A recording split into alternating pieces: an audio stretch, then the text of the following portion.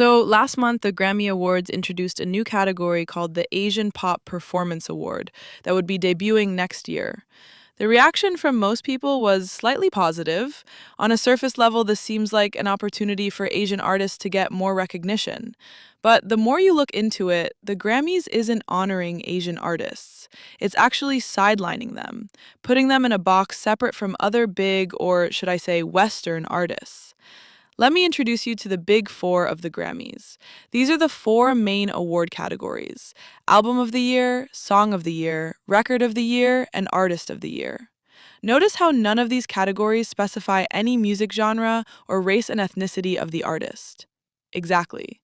The intention was to imply that any artist could win as long as they were the best of the best. It didn't matter if it was hip hop, rap, or pop music. And it also shouldn't matter if the artist was from Asia, Africa, or South America. As long as their music resonated with majority of the world's population for most of the year, then they deserved a Grammy from the big four categories. At least, that was what was implied. However, as we've seen through how the Academy has behaved, that is far from the case. Every time an artist who's not from America or who doesn't sing in English manages to have a song or album that rightfully qualifies to win, or at least be nominated in the Big Four, the Academy creates a new category to place them in instead. It happened before with Latin artists and African artists, and now with Asian artists. When African artists like Burna Boy or Tyla started having billions of streams, they introduced a Best African Music Performance category. When Bad Bunny managed to get nominated and win Album of the Year, 4 months later they introduced the Best Latin Song Award. And this year, when everyone was predicting that BTS will get a nomination for Best Album, the Academy suddenly introduced a Best Asian Pop Performance Award category. It's like every time an artist becomes too big to ignore, they try to keep them in a box where they can manage them and separate them from the actual important categories.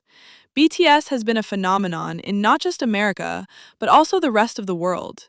People thought they were just a one-time thing, a one-hit wonder that would fade into obscurity the moment a new Western boy band that sang in English debuted. But they never faded away. They only got bigger and better. Even before they enlisted, there were so many attempts to create their replacements, either by Western music labels or Korean companies. But not only did none ever come close, but they also never managed to slow down BTS's momentum. They were essentially untouchable. The Grammys had to cave in eventually and nominate them. Though nominating Dynamite for only Best Pop Duo was more of them trying to appease the fans more than anything, and not to mention, they didn't win it anyway. Butter was the same situation. Overall, BTS got nominated 5 times, which is a lot, but they won 0 times. And soon, they had to go on hiatus. I'm pretty sure the Academy was relieved with this. Going on an almost 3-year break at the height of your career was basically self-sabotage. But it's not like it was the members' choice. Their country's laws forbade them for evading their military enlistment. It was something they had to do, but it did come at a great cost. As far as the Western music industry was concerned, their career was over. Very few believed that they could manage to come back with the same momentum. So it's a good thing BTS came back even better. They are doing so good right now that even other big-name artists are struggling to catch up. Drake, Olivia Rodrigo, and even Kanye West, they've all released albums within the same time frame as BTS, but they couldn't break most of the records BTS set. And don't even get me started on the world tour. While other artists were struggling to sell out stadiums, BTS had to add more seats due to high demands.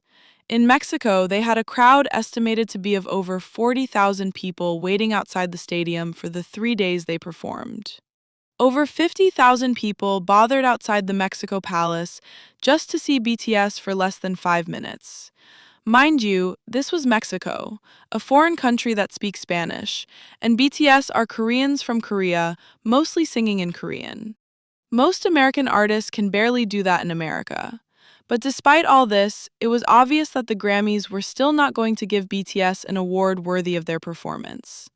And thus, the Asian Pop Performance Award was created.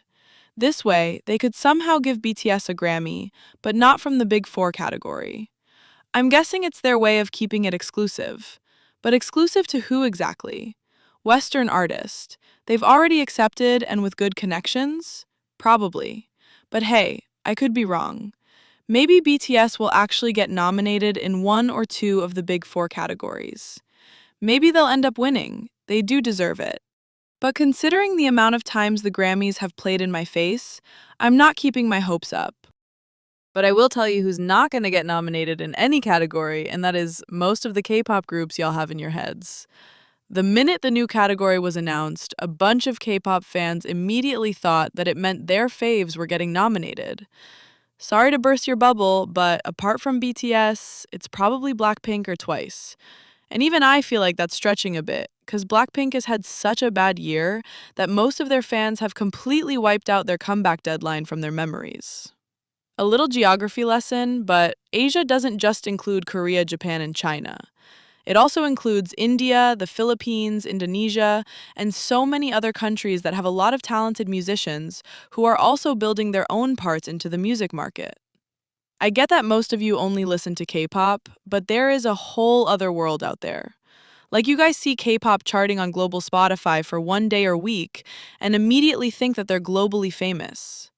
You guys really need to understand the difference between famous among other K-pop fans and famous among the general public. 90% of K-pop groups are the first one rather than the later. Other than BTS and Blackpink or Twice, the most popular K-pop group you can think of is most likely comparable to a C-list American artist. So the chances of them getting a Grammy is lower than low. I know that the year hasn't ended yet, but other than songs from Arirang, there is absolutely no song I see from K-pop worthy of earning a Grammy. Obviously, since you're the fan, you're going to be biased and feel like your fave is the most underrated artist in the universe. But that doesn't change reality. And the reality is, an album that has 5 million sales but only 59 million streams isn't really a strong contender for the Grammys. Yes, I don't know the future, and I'm not 100% sure, but that is how I see things. Sorry, not sorry. Now, if you were to ask me to drop a prediction list for who I think has high chances of being nominated, I'd say maybe XG or Beanie. Both of them have been to Coachella and left a noticeable impact on the American audience. Like, they're not accepted as much by the K-pop community, but they are killing it everywhere else. I also feel like Japanese artist Lisa might get nominated. I'm an avid anime watcher, and after I had her voice on one of the intros, I just had to know more. She is a rising artist, and I won't be surprised if she got nominated. Like, imagine if this category got invented like 3 years ago when Yaosobi songs were everywhere. She would have definitely won it. Another Japanese artist I can think of is Akeboshi. Most of you might not know his name, but you'll definitely recognize his song Wind, especially if you're the type to scroll on Food Talk where Japanese restaurants are showcasing their ramen with that audio that takes you to medieval times. It is a personal favorite of mine, and I have been listening to it nonstop. Would highly recommend it. Now, my prediction for K-pop groups, well, as I said before, I don't see many of them getting nominated, but if I were to choose Twice, Les Seraphim, or Cortis and Elite. I know most of you would expect aespa, but they're not that well known outside of the K-pop fandom space. Cortis and Elite are the most popular groups of their gen, and they've been at it consistently. And as for Les Seraphim, they are really popular outside of the K-pop bubble. They went on a world tour and it's sold out, especially in America, which is something others can't relate to. I would also say Stray Kids since they are well known as well, but I feel like their music has really been stagnant in terms of quality. Like they are well known, but not for their music. But it's important to remember that this is just my prediction, and I could very well be way off. We are still not sure on what the parameters of this new category are. Are they going to focus on how the artists perform in Asia alone, or will they also take into account their global popularity? Because if it is based on how they perform in Asian countries alone, then I think that yes, a lot of K-pop idols will end up being nominated. And if not, then it's going to be way harder. I would love to hear any of your predictions. I mean, we are halfway through with the year, so there's a chance that a group may end up releasing a breakout song. But who knows? We'll just have to wait and see. Anyway, if you enjoyed the video and reached the end, feel free to subscribe and turn on the notification bell so that you'll know when I release another video.